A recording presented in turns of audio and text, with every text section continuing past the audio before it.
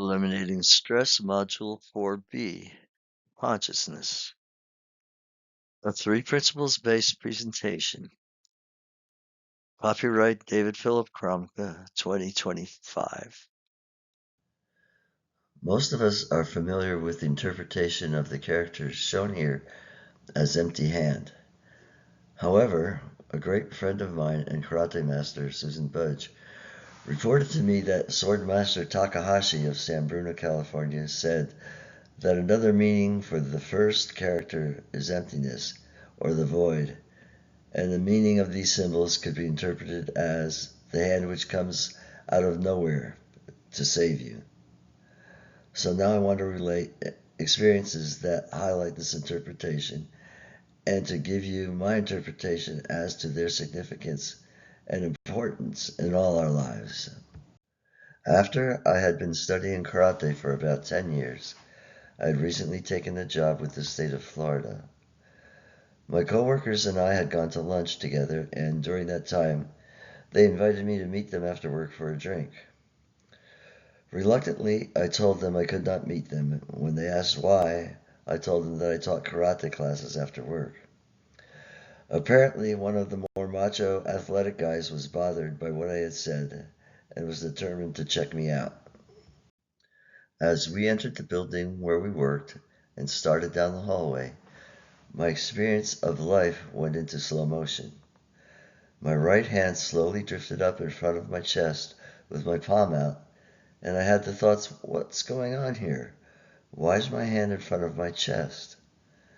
Then the gentleman to whom I just referred threw, what appeared from my perspective to be very slow, a surprise back fist strike to my chest, exactly where my hand already was. I easily caught his strike and, still filled with a sense of wonder about what was happening, just looked at him curiously. He withdrew his hand and walked off. That was the last of it. My experience of time shifted back into what I would call normal. Later that summer, I had the opportunity to train with my karate master Chotoku Omine in California. I related this experience to him and asked him if he could explain what had happened. He told me that when I have what he called everyday mind, I could perceive another's intent to do me harm before I could put it into action. His term everyday mind meaning having nothing particular on my mind, just thoughts passing through without stopping, a meditative state of mind. Many years later, I was with some friends in Los Gatos at a lightly occupied restaurant bar on a Saturday afternoon. One of my friends was a competitive kickboxer. He and I were lightly teasing a mutual friend. Even though the teasing was good-natured and light, it apparently irritated our friend. So a bit later, from a distance of about 2 or 3 feet, he lunged at me by surprise and attempted to grab me. Again, my experience of life went into slow motion. I easily deflected his attempt to grab me, grabbed his wrist, locked his arm straight, and exerted pressure on the outside of his elbow that sent him flying, but did not harm him. While living in Florida, going to college and teaching karate, I lived on a horse farm outside of town. Part of the way I paid my rent was to take care of some of the horses. Early one morning, before heading for town, I carried feed out to a pregnant mare that was alone in a corral. After setting her food down in front of her, I turned around and walked behind her. I know, not a good idea, to go back to my house. Without warning, and in an instant, I found myself bent way over and looking up over my right shoulder, where I saw her 2 rear hoofs passing above me. Her intent obviously had been to put me into the barbed wire fence. If we, for a moment, suspend our habit of attending to the details of thought, we'll deepen our experience of consciousness and timelessness. For this to happen, we may go to the beach, to the mountains, or even up in a tall building. There we find our minds quieting down and peace arising from within as we relax and take in the broad perspectives that lay before us. We often attribute those feelings to our circumstances, but we can find the same feelings anytime we allow our thinking to become of minor importance. Mentally clutching the passing thoughts obscures consciousness. Releasing our grip allows thoughts to flow freely while revealing the peace and love within. Attending to our thoughts takes some amount of effort. If we stop making that effort, we'll naturally and automatically find ourselves dwelling in the timeless warmth of consciousness. People make huge amounts of effort in order to feel better when in fact it is the cessation of effort that reveals the peace we seek and has always been with us. We come into this world from timelessness, and before we enter the movie theater of thought, we experience our pristine consciousness and soak up the richness of our radiant loving nature. This is our default setting. It requires no effort, and we feel wonderful. Recognize that peace and love reside within each of us, waiting for us to once again arrive and become immersed in it. Many people make the mistake of thinking that some arrangement of matters in life should produce our happiness, but that's not how it works.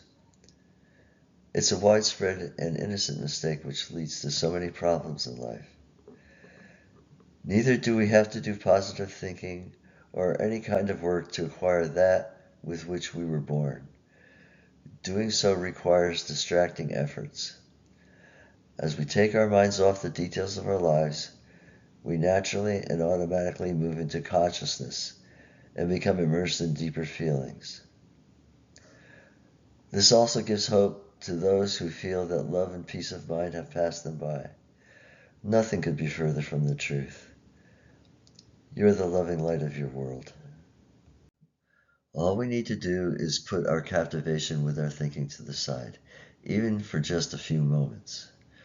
Relax and we'll become awash in the warmth of our consciousness, like we're floating on a warm river. There's more to life than what we see. Just as we can't see the wind, but we can experience its presence, we can experience more of the love that rises from within by letting our thoughts quiet down. Go ahead and do that now.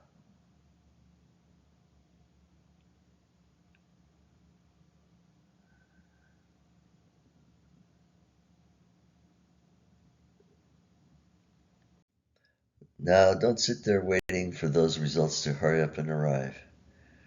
Remember, consciousness dwells in timelessness.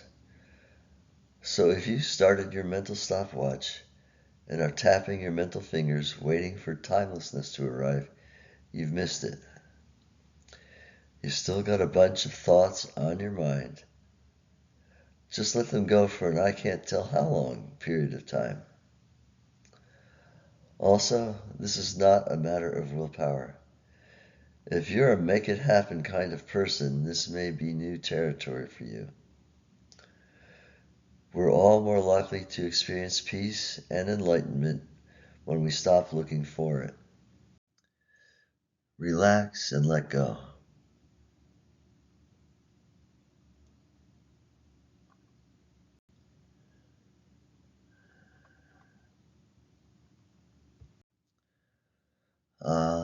Now isn't that better? Peace and love arise from within.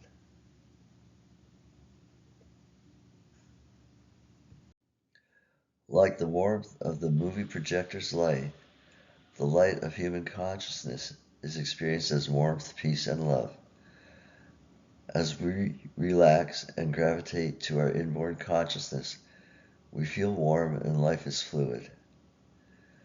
People tend to look everywhere but within to find peace, happiness, and love, since the external world is visible and consciousness is not. The bad news is that since consciousness is formless, there's nowhere we can go to get it. The good news is that there's nowhere we need to go to get it. It has already been built into us and will never leave and can never be taken from us. Knowing this helps clarify the once puzzling Zen descriptions regarding finding enlightenment, such as the pathless path and so on. The correct flow of love is from within us out to the world in which we dwell. Letting love flow through us feels wonderful. It helps reduce the impact of life's events the way good shock absorbers make our car ride more comfortable. We often also enjoy the loving behavior of others and our pets, but make no mistake, if we're not in a loving state of mind, we'll see their behavior as irritating or bothersome.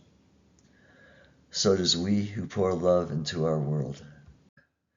A movie projector's light will illuminate a comedy, an adventure, or any other frame of film that comes by. In that way, it is innocent and undiscriminating. In that manner, too, consciousness will innocently illuminate any thought that stops by.